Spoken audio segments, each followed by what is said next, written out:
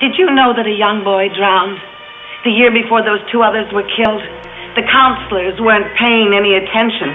They were making love while that young boy drowned.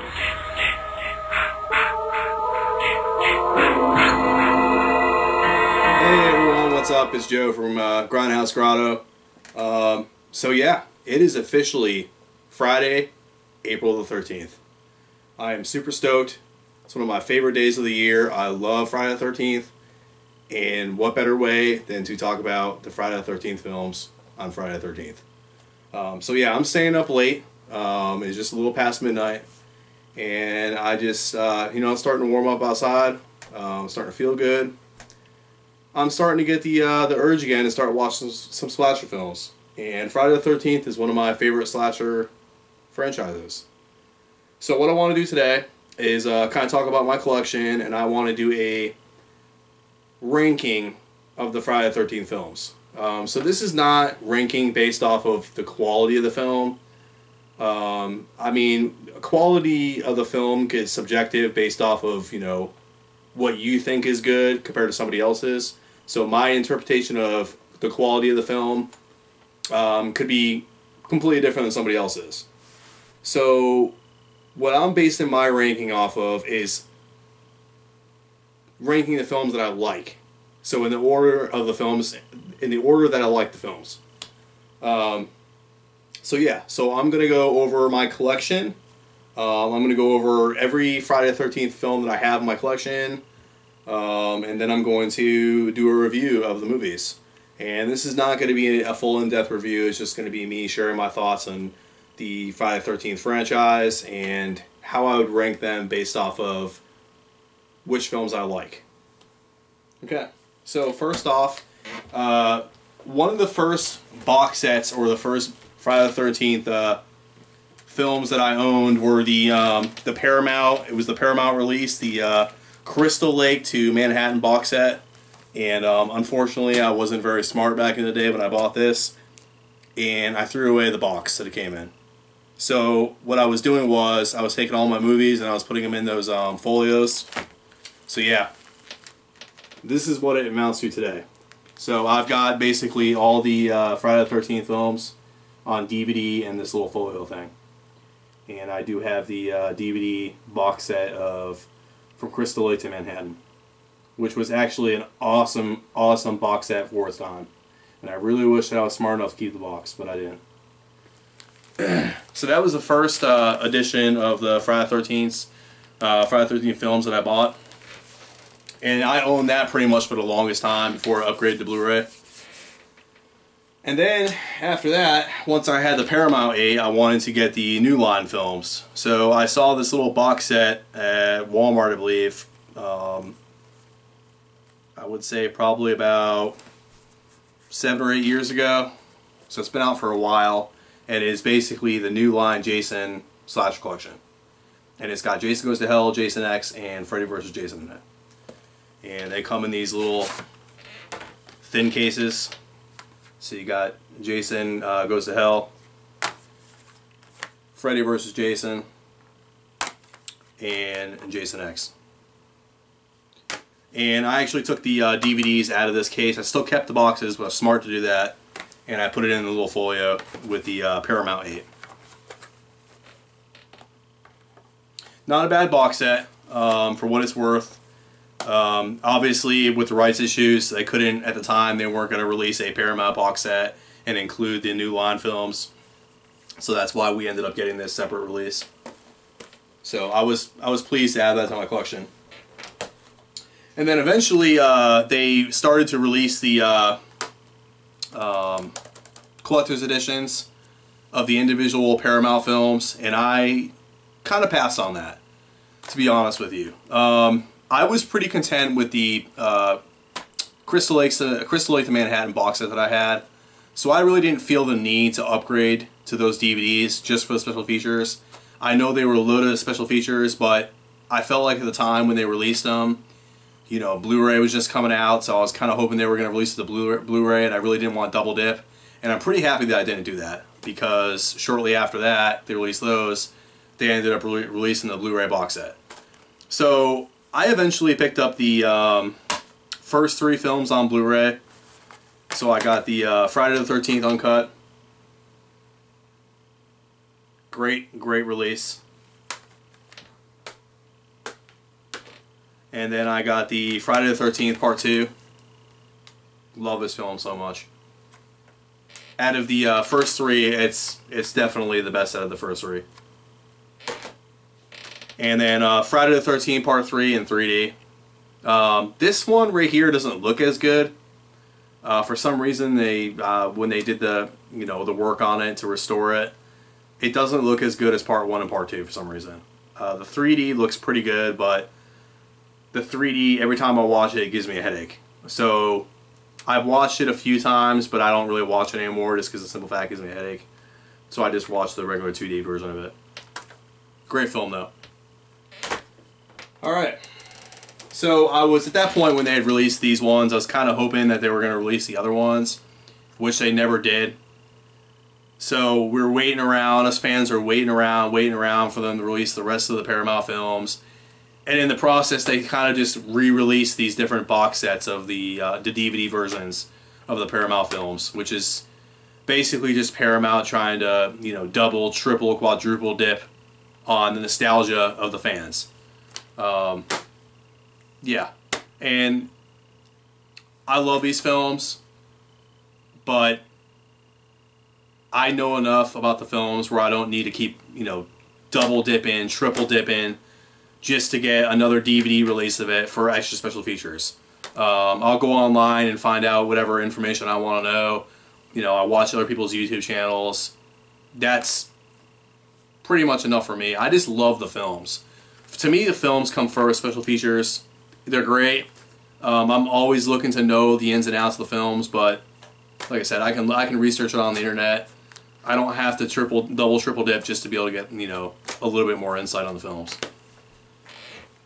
And then the last thing I own is the Blu-ray box set that was released by Warner Brothers when they picked up the rights. And yeah, the steel case, 12-film collection. It's got all the films in there. It's got all the Paramount films. It's got the New Line Cinema films. It's got Freddy vs. Jason. Comes in this little collectible tin. It's basically got like a raised tin on it. I'm sure everybody's probably seen it to this point. It's been out for a while. What I typically do with this is I take the actual book out of there, and I put the book on my shelf with my other, Blu-rays in my collection, and I kind of keep the case by itself on a lower part of my shelf where it's not being slid in and out of Blu-ray cases. It's not going to get damaged. I wanted to keep this tin collectible and in good shape. Yeah. I'm kind of, I've got mixed opinions about this release. I like the fact that they got all the films in the collection. I mean, we've been waiting for this for the longest time to get everything upgraded to Blu-ray. So to have all the films in one set on Blu-ray is amazing. And I like the fact that they threw in this Crystal Lakes, the little book that comes with it. That goes through the ins and outs of the franchise. I like that. It's a nice little added touch. I like the little camp counselor patch that they included with it, which I thought was really cool. And then this little band. They didn't believe me. I told them, you're all doomed.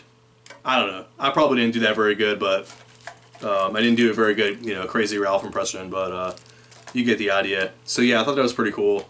You get the standard glasses that come with it. I haven't opened them up because I just used the glasses from the other Blu-ray release. And then you get them in digital HD, which is always nice if you're collecting those things. Yeah, not really sure why Willa Ford is on this, on the inside of this. Yeah, thought Willa Ford was probably one of the weakest actors in all the films. So to have her on there just kind of shows you that Warner Brothers didn't really put too much thought into this. They pulled an actor that's not very loved by the real hardcore Friday the 13th fans, and they put it on the inside of the case. I mean, there's so many other great, memorable characters in the Friday the 13th films that you could have put on this, and they put Willa Ford. Blows my mind. But yeah, some of the reasons why I kind of am not a big fan of this, they left out the uncut version of Jason Goes to Hell. And what I'm going to get into in my review is I'm not a huge fan of Jason Goes to Hell. I like it as a really gory slasher film, but I think it strays too far from the other Friday the 13th films, and I'll get into that. But anyways, the only saving grace of that film was the gore films. The really gory kills in there. And they basically, you know, to get the rating, to get the R rating, the film was neutered. So why would they include the R-rated version on this Blu-ray release when all the other releases before this have had the unrated cut? It just doesn't make any sense. And then at one point they were talking about they were going to put the R-rated version of the original Friday the 13th, and then at last minute they included the uncut version. So yeah, I think this was just a ill-advised release. I think it had good intent, but it was slapped together pretty quickly to make a quick buck on fan nostalgia, just like every company that's had the rights to the movies. Paramount's done it, New Line's done it, even Platinum Dooms to a certain extent has played off of fans' nostalgia and tried to rip off the fans a little bit. And then with Warner Brothers, when they got the rights, you know, they quickly put out a Blu-ray release. They knew the fans have been wanting this for a long time. We've been, you know, begging Paramount to give us all the films on Blu-ray. So they basically rushed this out and gave us this, which I think, I'm glad, like I said, I'm glad it's in Blu-ray, but it's got its flaws. Maybe at some point we'll get a more definitive release of this, and I'll probably go out and get it. Because I feel like this is not really what we were looking for. It's not 100%. But I'm still pleased with it. Don't get me wrong. But anyways, so those are all the collections that I own. And what I kind of want to do now is kind of talk a little bit about the films, and I'm just going to quickly share my thoughts on each one of the films. I'm not going to go into a full in-depth review of the films because I'll be here all night long. And I've got a couple Coal Boys to put back. So I got some Dos Equis, one of my favorite beers. I know it's not Saturday. I know I always do my reviews on Saturday, but it is Friday the 13th. It's Friday now. It's the weekend. I had to do it. I can't watch Friday the 13th without putting back Coal Boy.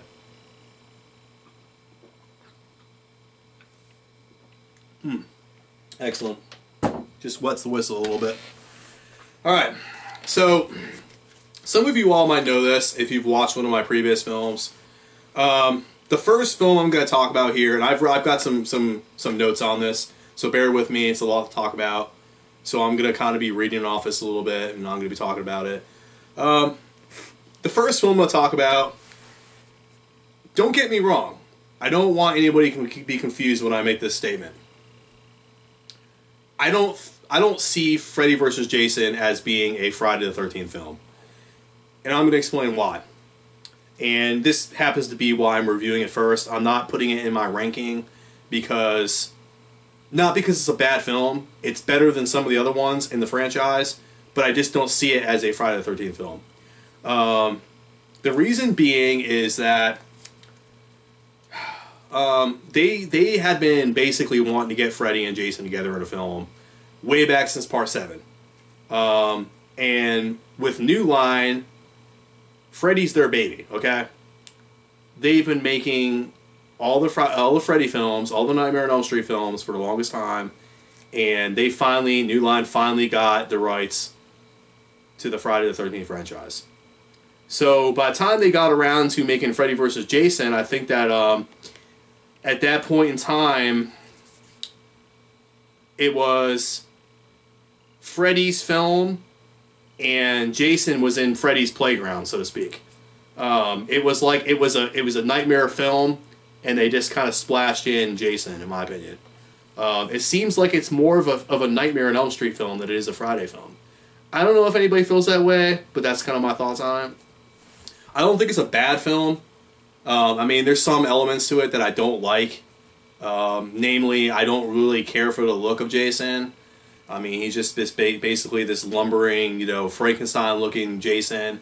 I'm kind of over the whole, you know, jacket that Jason wears in these New Line films.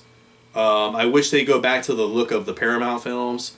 And he's just basically wearing this like overly baggy, you know, it doesn't really look like Jason to me. And then also too, the acting of Jason by Ken Kersinger, yeah, it doesn't cut it for me.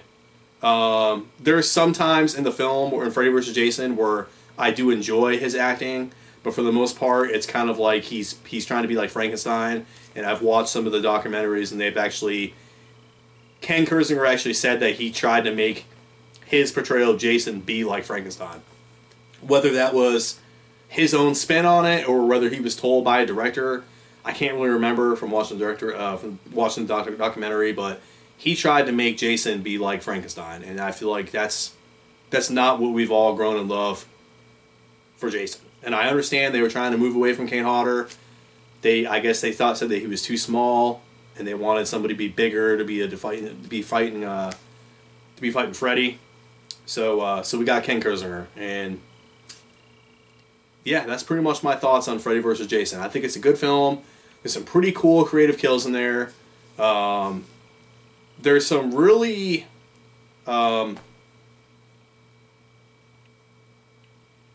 really pretty silly scenes in the film, to be quite honest with you. You know, the actors kind of like they're the comedic elements that they threw in with some of these actors and some of these scenes kind of just seem a little over the top and cheesy, like they were trying too hard to make the film kind of have a funny side to it. There's one scene in particular where, you know, Kelly Rowland's in the film from Destiny's Child, and she's like, you know, talking all this smack to Jason, and Jason's kind of just standing there, and it's almost like she's making fun of Jason. And to me, it was kind of like, this is ridiculous. You know what I mean? Like, why even put that in the film? I don't know who they were trying to appeal to that.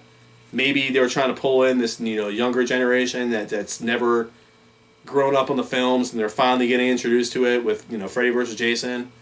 But I just felt like some of that, you know, some of those scenes were kind of unnecessary. But yeah, there was some pretty cool scenes in there. I like the film overall. It's not by all means one of my favorites. I don't consider, like I said, I don't consider it part of the Friday the 13th franchise. On its own, I think it's a decent film. But yeah, that's my thoughts on Freddy vs. Jason. Alright, so to get officially into the ranking of these films, you probably already know what my first film is going to be at number 11, and that is Jason Goes to Hell. Yeah, I don't want anyone to think that I don't like this film. I like all the Friday films, okay? Even some of these ones that are falling low on my list, I still like them. I'll do marathons. I watch all the films. And even the ones that they're not that great to me, I still watch them. And I still get a little bit of enjoyment out of them. Jason Goes to Hell, it's like I don't know what they were thinking when they were making this film. I think since it was the first film in New Line, they wanted to do their own thing. And that's where the film went wrong. They tried so hard to basically make it a New Line film that they weren't being respectful to the other films that came before it. You know, the Paramount films that we all, you know, grew up and loved. There was no continuity between Part 8 and Part 9. It's like you get Part 9 Jason, who's like this, it looks kind of overweight. I'm not really understanding his whole head and how he's got, you know, he got some longer hair in the back, and his head's all like, you know, got all these cysts and stuff on it. And his look just kind of looks ridiculous, to be honest. And like I said, the continuity is off because we knew that in Part 8. We all know how Part 8 ended. He's Jason in the sewer, the toxic waste, and then he kind of reverts to being a little boy again, and we don't really know if that's how it's supposed to end or what. But, so yeah, there's that continuity. What happened between Part 8 and Part 9? They never explain it. He just randomly shows up at Crystal Lake, and we see about 15 minutes of Jason, and then boom, The rest of the film is this body-hopping slug. And that's it. You get this doctor in the beginning, or whatever, who's operating on Jason's remains. So basically the SWAT team comes in, blows up Jason, they bring his body parts back to the morgue, and then you get this doctor who's operating on him. And the heart of Jason starts beating. So I guess Jason's soul is still in the in Jason's heart. So he's looking over at this heart. It's starting to beat, and for some reason he decides to pick it up and start eating it. So that right there kind of bugged me. I'm like, it doesn't make sense to me why he would just pick up Jason's heart and just start eating it. But I guess he consumes the soul of Jason, and that's kind of how it starts the whole body hopping thing. So basically, maybe I've always thought of it as basically Jason's soul kind of seduced the doctor, seduced the coroner into eating his heart, and that's how he was able to get Jason's spirit, the slug spirit in him. I just thought the whole film just kind of, it didn't make sense. I don't understand the reason behind doing away with Jason. He's the central character of these movies, was what we all grown in love, and now you basically relegated him to a slug. But yeah, that's my thoughts on Jason Goes to Hell. I think it's got some good, memorable kills in it. So as a slasher on its own, it's got decent kills. And that's what a lot of people look to see when they were watching these slash films. There are really gruesome kills. It's got the unrated version's got some really gruesome kills in it. So that's basically the only saving grace, in my opinion, for this film, is the kills. Other than that, it's really poorly put together. The script seems like it's all mixed together. You don't really know what's going on at times. That's my thoughts on Jason Goes to Hell. Alright. Number 10. Another one of the New Line films. Jason X. When this film came out, I had no idea they were even releasing Jason X. They kind of just threw it into the movie theaters. Nobody really knew about it. It was in the movie theaters, and it had a really poor release. I think Jason X actually had the worst grossing weekend of any of the films in the Friday franchise. So, my thoughts on this film, it's got a lot of problems. First off, it's never a good idea to put a slasher icon in space.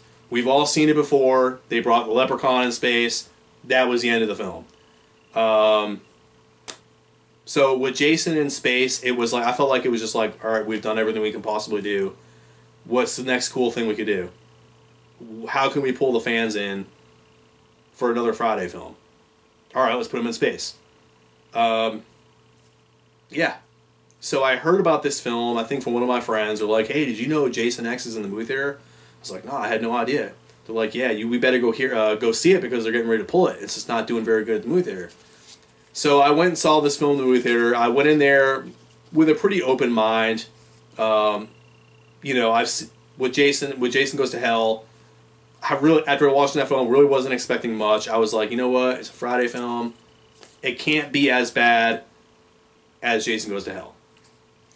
So, and I was just like, you know what? Hey, I seen the previews. I didn't really know too much about, they didn't really kind of reveal too much about Uber Jason. So I thought it was just going to be another, Jason, basically the way he looks in the other films, but in space. I was like, all right, well, I'm in for a good popcorn flick at the least. The first part of the film is okay. I did enjoy it as a popcorn film for the most part. I really didn't like the look of Jason too much. I don't like the fact that he's got a whole head of hair. So it's like they didn't really do too much to Kane Hodder as far as the makeup goes. They just basically slapped a mask on him, gave him some really raggedy, clothes to put on, gave him some chains, and that was it. The look of Jason in this movie is kind of like they slapped it together. It's really a low budget look. They didn't do too much as far as special effects and prosthetics go. So that was from the beginning I didn't like about this film. Once again, just like Jason Goes to Hell, the continuity is off with this film. So basically it opens up and you get these this military installation, and they're basically researching Jason Voorhees, and they want to get Jason Voorhees contained so they can run experiments on him because his tissue seems to regenerate fast. Okay, so he can take all this damage and just keep coming back and keep coming back. So these scientists in this military team, they want to get him in containment. They want to do studies on him and make money off of him. And then you got this lady who's basically like, look, he's one of the most notorious serial killers in history. We can't keep this guy contained. He will massacre everybody. And he basically, you know, they have him chained up, whatever. He escapes from his chains, kills the military team, and then she ends up getting him in this cryostasis unit, basically, and they end up getting frozen together. Flash forward, we get to the future, and that's pretty much where the whole film, for me, kind of went to shit. There was some good kill scenes in there with Jason when he's, you know, stalking the people on the ship. There was some kind of silly scenes in there as well that I thought were kind of unneeded. And then when it got to the point with Uber Jason, I was pretty much over the film. Although I do think Uber Jason looks kind of cool, he's not what we all loved. It's not who we all grew up on with the previous films. And I think it's really important when you start making these sequels, you gotta show respect to the films that came before it. And just like Jason Goes to Hell, this film didn't do it. They try to do a little throwback scene at the end of the movie where they bring him back to Crystal Lake. He basically gets teased into thinking that he's at Camp Crystal Lake again. So they do like a little throwback scene where, you know, he's in this little virtual reality game, and they got some, you know, young teenage, probably on drugs or whatever, counselors, and they're in sleeping bags, and he starts picking them up just like in Part 7 and slamming them up against the ground and everything. That was a pretty cool throwback to Part 7. I like that a lot. But other than that, this film just, it's not a good film. It's a good popcorn film, but as far as the Friday films go, I don't reach for this film very often. I'll watch it if I'm watching a marathon. That's pretty much it. And then sometimes if I just want to watch one of the Friday films that I haven't watched in a long time, I'll put this one on. Friday the 13th, Jason Goes to Hell, I'd never pick that one up. I can't even remember the last time I watched that. But yeah, so coming in number 10, Jason X. Alright. So the next film is, for number 9, is the Friday the 13th, 2009 remake. I thought this film is a lot better than people give it credit for. There's a few things in this movie that make it a lot lower on my list, but I still actually enjoy this film a lot. I like the fact that they brought back a throwback version of Jason Voorhees. I like his look in the movie. I still think they could have went away with the whole jacket look. I'm sick and tired of seeing Jason wearing this jacket. I want him to look like the earlier Friday films, and I thought maybe since they were remaking it, they were going to go back with a more throwback look. But other than that, I think his look is awesome. I like the way Derek Mears portrays Jason Voorhees in this film. He's got a very menacing presence to him. I like the fact that they made him run in this film, so it kind of is reminiscent of the final chapter, how he ran in that film. I like that a lot. So the first part of this film, I really dug it a lot. I enjoyed those set of actors from the first part of the film. I thought they were believable actors. They were likable actors. I liked the fact that it was in the woods, so you had like a camp setting to it. It was just like, oh wow, this is just going back to the roots. I liked it. I saw it in the movie theater, and I was like really, into it. I was really enjoying it. And then they killed them all off, and then it went to the title screen, Friday the 13th, and you're like, wait a minute, what the heck's going on here? And then you realize, okay, now the film's starting. So you got invested in those characters, and you kill them all off, and then what you get are these, like, pretty Abercrombie and Fitch-looking actors, okay? Which reminds me of kind of the late 90s movies that came out in the late 90s, where, like, I Know What You Did Last Summer, what what's a couple of the other ones that came out? Even with some of the Scream films, okay? Even I like Scream, the first Scream, but even some of those later Scream films, you know, you had these really attractive actors. They don't look like your average, you know, average neighbor or somebody you would live with. They just look really fake. They look like, I don't know, like people you would see on MTV. You know, that's kind of my thoughts on that. So anyways, I didn't really like the new set of, you know, I guess you could say counselors or teenagers that they brought in for the rest of the film. I thought the acting was bad. I had a hard time liking these actors. So yeah, that brought the film down a lot for me. I think Derek Mears' portrayal as Jason carried this movie for me. His portrayal of Jason is what made me want to watch this film from beginning to end. I understand why they decided basically to, instead of just doing a complete remake of Part 1, how they kind of took all the different elements from Part 1 to the final chapter and made it into one film. Because, I mean, the new generation of people, the new generation of kids, they don't really... It wouldn't do well in the movie theater if they were just going to be doing a complete remake of Part 1. Then because then you wouldn't have Jason in it. You would have to recast somebody as Miss Voorhees, and it would be centered around her. So, yeah, I think it was a good idea to basically incorporate the first 4 films. And if they would have continued with a sequel to it, they could have continued with the other stories if they wanted to, or they could make, you know, sequels, their own version of a sequel to that movie. But yeah, I thought it was okay to me. I really didn't like the fact that they had these underground tunnels. I thought that was kind of ridiculous.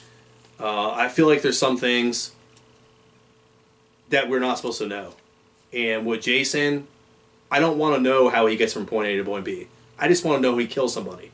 That's why I watch slasher movies. I watch it for, you know, the nostalgia of the films that I grew up on. You know, the body count factor in it. I like to see the special effects, the gore scenes. I don't care about how he gets around. And it's almost to the point where it adds to a certain level of creepiness that Jason could be anywhere. And when you reveal how he gets around, it kind of humanizes him. It takes away the fact that he's a supernatural force. And that's what we know with all these slasher films. There's a certain level of uncertainty, certain level of the unknown that makes the film creepy.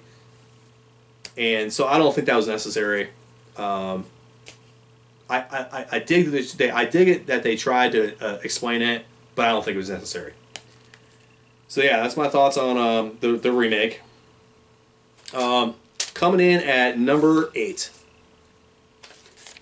And that is, I'm probably going to get some heat for this, and some of you all might know this. I love this film, but it's not lower on my list than some people have it. And that is Friday the 13th Part 7. Good film overall. I do enjoy it. I do watch this film a lot. But I just feel like there's... Besides Kane Hodder's portrayal as Jason, I mean, he is crazy. He's the Jason that we all basically envision when we think of Jason. Is Kane Hodder's portrayal in Friday the 13th Part 7, The New Blood. Don't get me wrong. I love his look. I love his portrayal of Jason. He carries the film for me. I just feel like this film at times is kind of slow. The actors are not very memorable. They're just kind of standard actors that we've seen. The same standard prototype for the characters that we've seen in all the Friday films.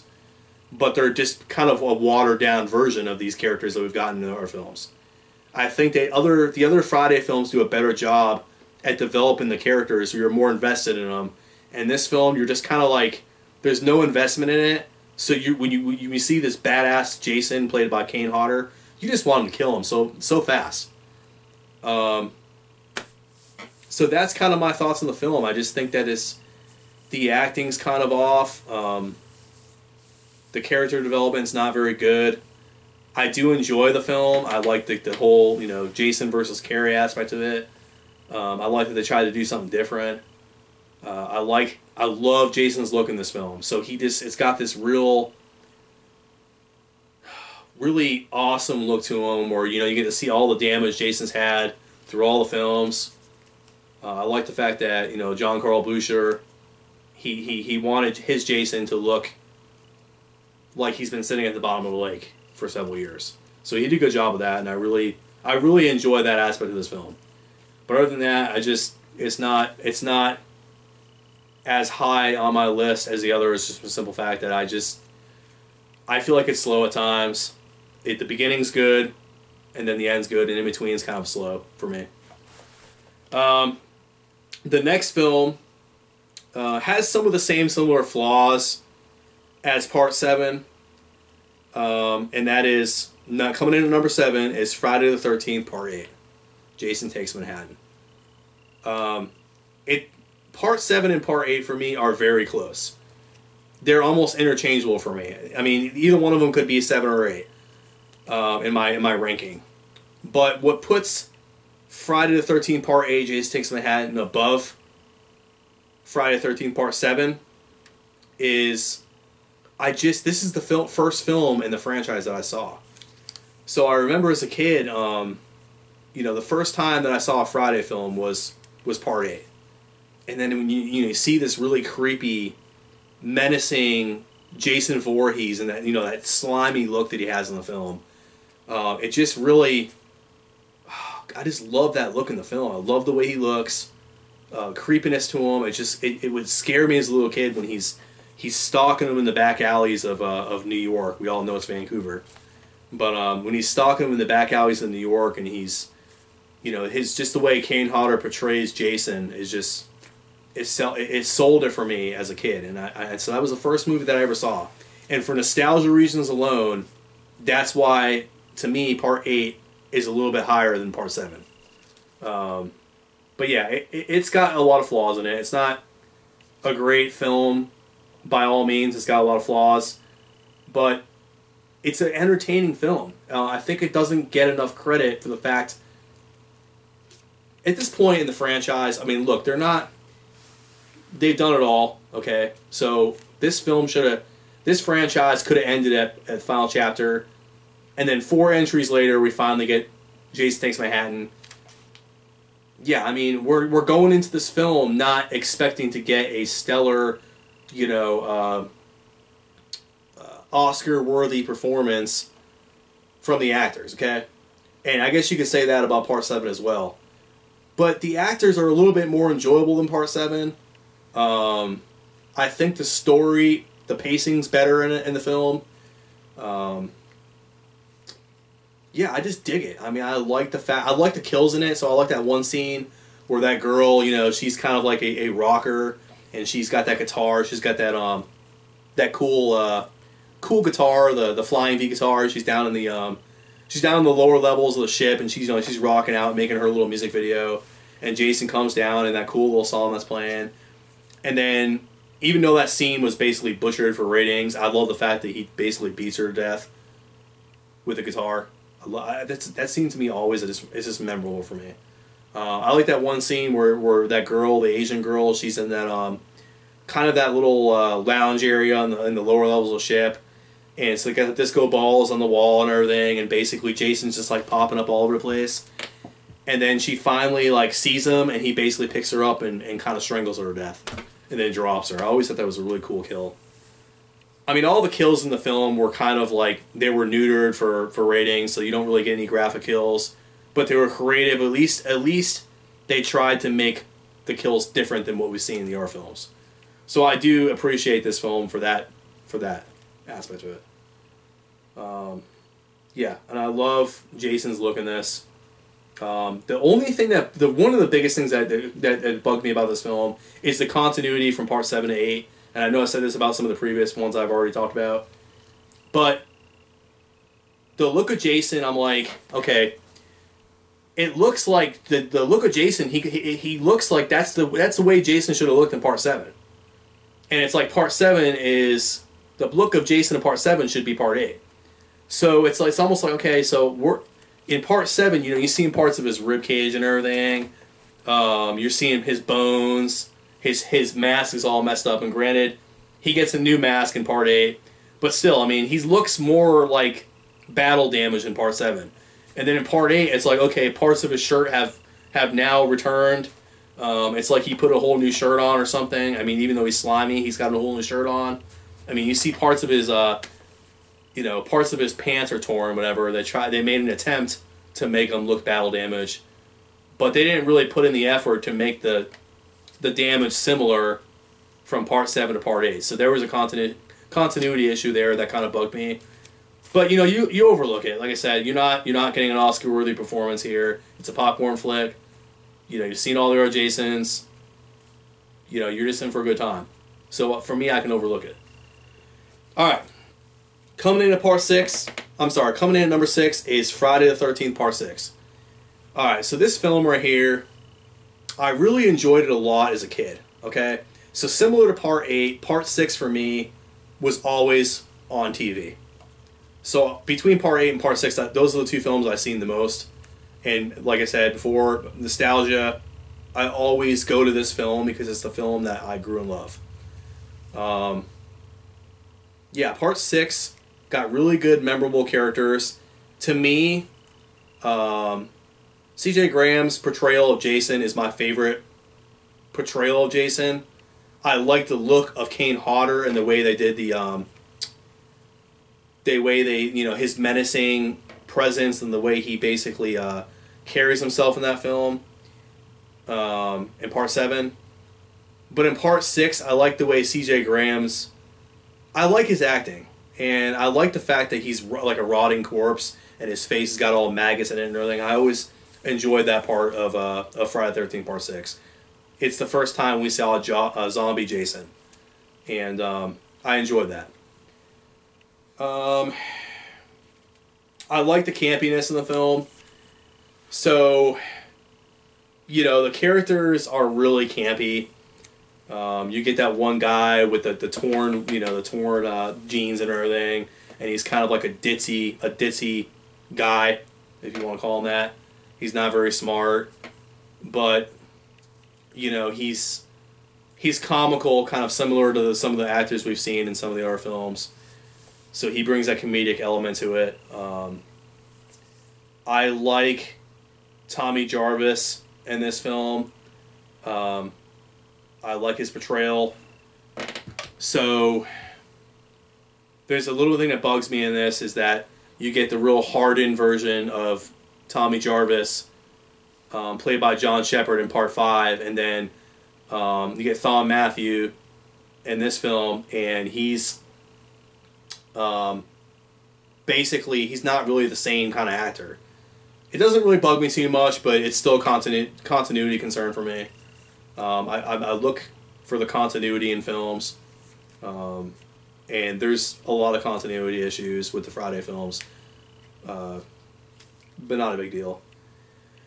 I love the final scene in this movie where basically, Jason's in the water, and you got Tommy Jarvis basically lures him out into the lake. He's on the boat, and he wants to basically trap Jason back in the original place where he's supposed to die, and that was at the bottom of the lake. So he reads the Necronomicon, and the Necronomicon basically says that in order to stop Jason from returning, you have to bring him back to the state in which he died. So it's all kind of assumed that Jason basically died at the bottom of the lake and somehow came back when he was a child. So Tommy wants to get him out in the lake and basically chain him down to the bottom of the lake, and then hopefully everything will end. I thought that was a really cool addition to the movie, kind of how they kind of try to explain how Jason can be destroyed. I thought that was pretty cool. I love the scene of Tommy in the boat over the water, and you get the flame over surrounding the boat. I thought that was pretty cool. I thought that was pretty cool. And like I said, yeah, that was a film that I always remember being on TV when I was a kid growing up. So yeah, this nostalgia alone, the cool characters, the look of C.J. Graham as Jason, the zombie look to him, I love that. Those are kind of the reasons why I enjoy this film and why I rank it higher than some of the other ones. All right. Next on my list is coming in at number 5, and that is the original.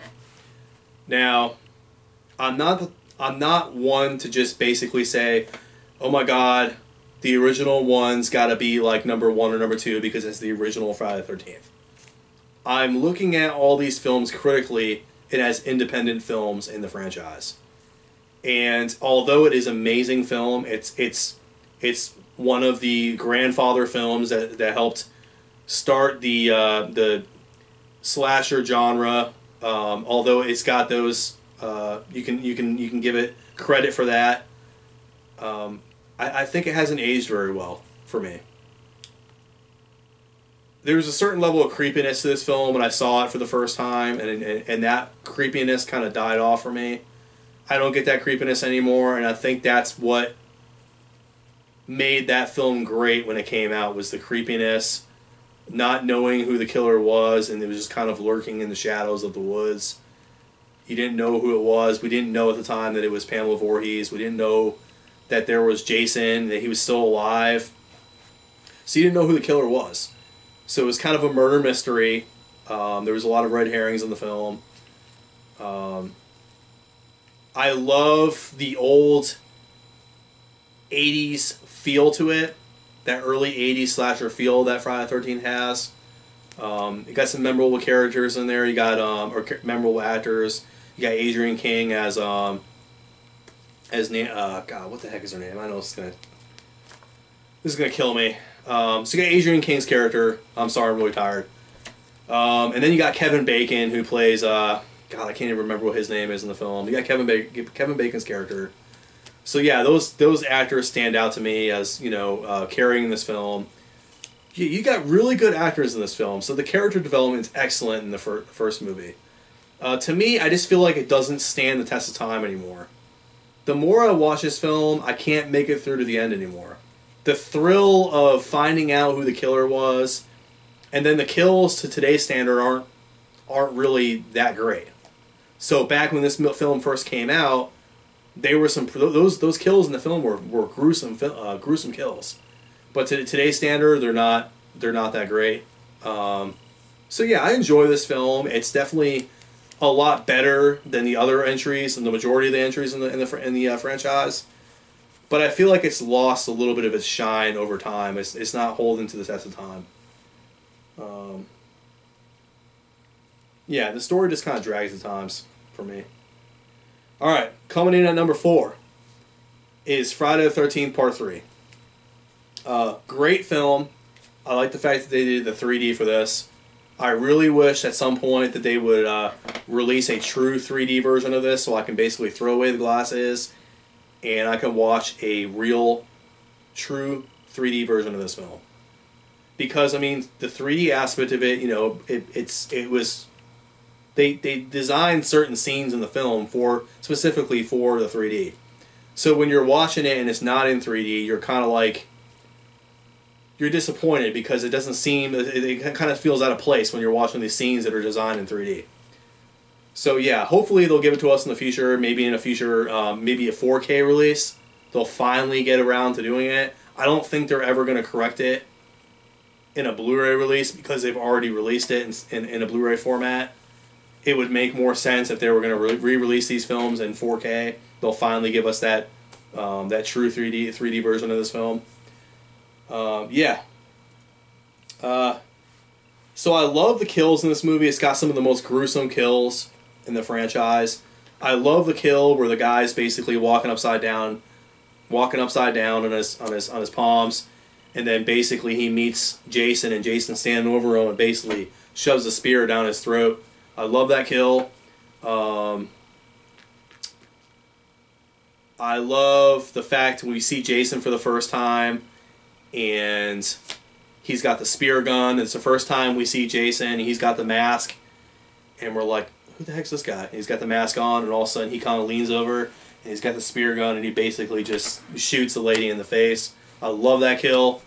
And then he walks away kind of like a gangster. He's just kind of like, yeah, that's right, I'm Jason. And that's kind of like the first time we ever see Jason as the Jason that we all know and love with the hockey mask. And I thought the way they introduced him with that, and you see him with Shelly's mask, he's got the spear gun, and it's one of the most badass kills in the whole franchise. A+ on that. That's part of the reason why I love this film, is they found creative ways to reintroduce Jason in this film. I like the actors in this film. I like Shelly. I like the hippie couple. I thought that was pretty cool. One of the flaws I don't like about this film is the whole farm setting, to me, is kind of off. I don't mind that it's at the farm, but it just doesn't look like Camp Crystal Lake. And is it really on Camp Crystal Lake? Is it some other place that's near Crystal Lake but not on Crystal Lake? I know at the end, you get the scene where she runs out. The final girl, Dana Kimmell's character, runs out and basically gets in the boat, and then similar to part 1, whatever, and she's on a lake. But is that the same lake? It just doesn't look like Camp Crystal Lake to me. When you look at Camp Crystal Lake in part 1 and part 2, it looks like this big, massive lake. And this one kind of looks like a little, like a channel or like a little stream or something that came off of a, I don't know, like a, almost like a swamp. I mean, some of the scenes kind of look like a swamp. So yeah, it just doesn't. It's something about the it being on a farm kind of is off to me. But it doesn't bug me too much. Like I said, I don't really care that it's on a farm, but I'm just kind of I'm kind of nitpicky with little things like that. But yeah, awesome kills. I love the fact that he gets his mask in this film. Yeah, that's pretty much why I like part 3. All right. Coming in third. One of my favorite films, Friday the 13th Part 5. I know there's a lot of people out there that don't like this film. I'm sorry, but I love this film. There's just a lot of cool elements to this film that I dig. So we know in this film that basically we see a lot of flashback scenes of Jason, but he's not in this film. The entire film, we don't really know who the killer is. So it's kind of like part 1 and part 2, where they don't reveal who the killer is until the end, which I kind of like the fact that they brought it back to that. I like that fact of the film. It doesn't bother me like some people hate this film because they like, oh, Jason's not in the film, he's not the killer. You know what? Besides that point, it's an awesome film. On its own, if you just put aside the fact that it's not Jason as a killer and look at it as a film on its own, it's an awesome film. You got really memorable characters. I mean, the characters are awesome. The director did an awesome job. Danny Steinman did an awesome job developing the characters. There's a certain level of sleaziness to it that I enjoy. Yeah, I love John Shepard's portrayal of Tommy Jarvis, how he's like he's troubled. You can tell that he's, in between part 4 and part 5, he's had this fear of Jason just basically festering inside of him, and now he's kind of paranoid in this film. But he's also badass too, like that one scene where he basically like flips that guy over and starts punching him and everything. I love that scene. I just love John Shepard's portrayal of Tommy in this film. I wish they kind of would have continued that portrayal and maybe got John Shepard to play Tommy Jarvis in part 6. That would have been cool. Not that I think that Thom Matthews is a bad actor or anything. I liked his portrayal, but John Shepard is the superior actor in my opinion. So yeah, I love this film. I love the family dynamic in this film too. So similar to part 4, where we see the Jarvis family, in part 5 we get Reggie, we get Demon, when we get his grandfather. So you get that family element to it too, and you also kind of get you get Trish's character too, who's kind of like almost like a sister to Reggie. Okay. So yeah, I like that whole family dynamic to it too. I think it brings another element. And at the end of the film, you kind of see even Tommy is kind of like almost kind of being like a family member too. I sense that he's kind of being like accepted into that little family aspect they have. But yeah, I love this film. I think people don't give it enough credit. It doesn't bother me that we get an imposter Jason. I think it adds some charm to the film. I think the franchise needed it. We kind of just needed a break. I mean, I'm happy they came back with the sequels, obviously, but I think it was appropriate for the time. You know, they wanted to do something different. They didn't butcher it like, you know, Jason Goes to Hell. They did a good job. I appreciate the film for what it is and the direction they took with it. All right, coming to number 2. Friday the 13th Part 2. This movie is awesome, okay? It's another film that I think a lot of people overlook. To me, Friday the 13th Part 2 is like an upgrade from Friday the 13th Part 1. So everything that you would have liked about Friday the 13th Part 1 is like better in Part 2. It's more of a polished film to me. The kills are better. I think the actors are as good, if not better. I like the setting in the film, so I like it's like they're waiting for the camp to open up. You get more counselors than the previous one, even though we really only have a group that the story is centered on. You see like a whole slew of counselors, so you can tell in this movie that like, all right, this is a whole separate camp. It's not the Christie's camp. It's a different camp that they're opening, but it's on Camp Crystal Lake, and you just get more. You see the scale of it. Okay, they're like, all right, we know we're gonna open our camp. We're gonna be training these counselors, and so yeah, it just seems like a more developed, polished film to me. I like Ginny's portrayal as the final girl in this film. She's arguably, in my opinion, one of the best final girls. I like the campfire tale. The campfire tale to me kind of sets up the nostalgia, sets up the legend of Jason. Okay, so without this campfire tale, we wouldn't have this legend that plays out in all these other films. So to me, that ranks it higher than all the other ones because of that campfire tale. It just kind of elevates Jason to like a mythical level to me. We get the potato sack Jason, which to me is the creepiest look out of all of them. Potato sack Jason actually like gave me nightmares. I'm not even gonna lie. I was very young when I saw this movie for the first time.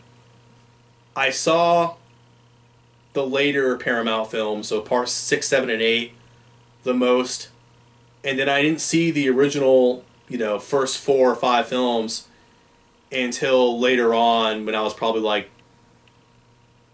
maybe 11 or 12. So I saw the other, you know, the 6, 7, and 8 when I was like 8, 9, and 10. And then when I was like 11 or 12, I saw the first 5.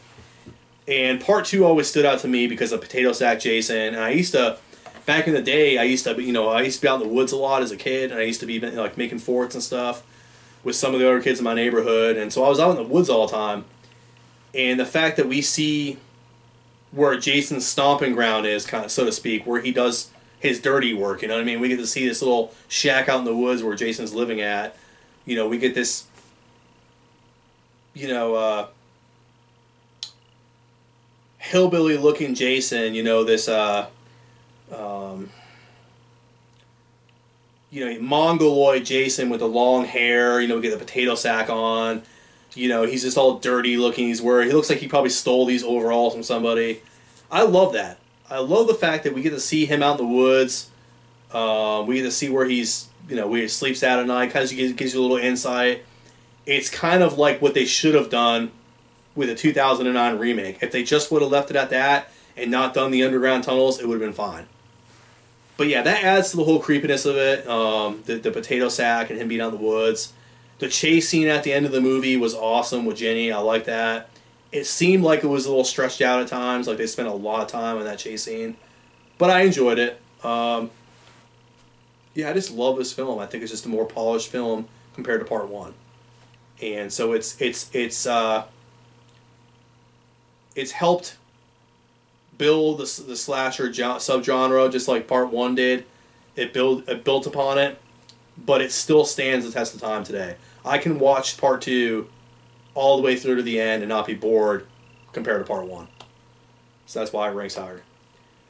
And then everybody knows, last but not least, my number one selection, my favorite film in the franchise, is Friday the 13th, The Final Chapter. It's just a very dark and bleak film. The entire film, or actually maybe about 80% of the film, it's raining, okay? Which is really cool. You got that raining. It's dark outside. It looks cold and bleak. It's pretty much the entire film's almost at nighttime. I love just the atmosphere that Joseph Zito, the director, developed in this film. It reminds me very much to The Prowler. Some of you all have seen Prowler before. It was one of Joseph Zito's earlier films. So it's got that similar atmosphere, that dark, bleak presence to it. I like that aspect of it. Also the way that they made Jason look in the film. He's just very dirty. I love his little, dirty fingernails. He's got nasty shit under his fingernails. He's got long fingernails. He just looks like a really menacing Jason. I like the fact, I like Ted White's portrayal of Jason. He's arguably one of, besides Kane Hodder, he's right up there with Kane Hodder as one of the greats that have ever played Jason. I like the fact that he's running in this film. And I like the Jarvis family. I like the introduction of Tommy Jarvis and his family. I like how they had the house side by side with the teenagers. We get a really good, memorable cast of teenagers in this film. Crispin Glover steals this film. Everybody loves him. I love Crispin Glover. I love all of his films. He just brings a comedic level to this film that I really enjoy. Yeah, I can't say enough about this film. It's hands down, if you look at slasher films in general and what makes a good slasher film, The Final Chapter basically nails pretty much every aspect.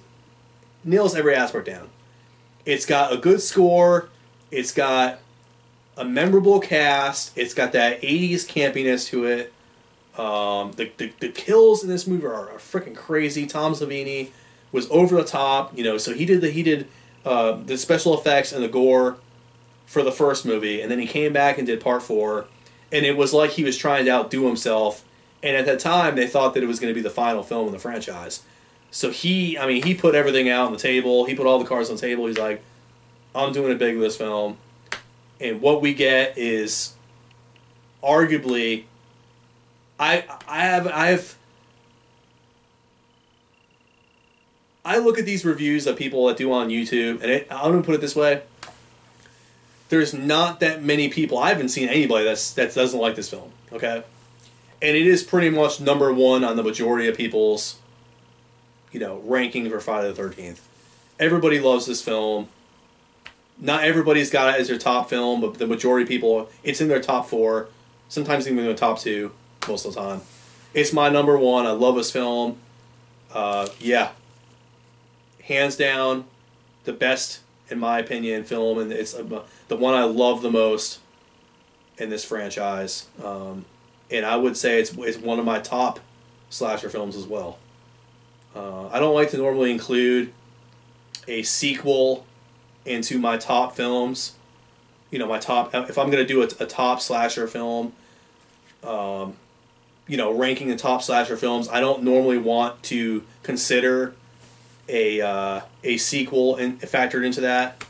But it is. I'm going to call it like it is. Friday the 13th, The Final Chapter is hands down one of the best slasher films out there. But yeah, guys, that is my official ranking of the Friday the 13th franchise. It's not my ranking of the quality of the film. It's my ranking of what I think I enjoy about the film.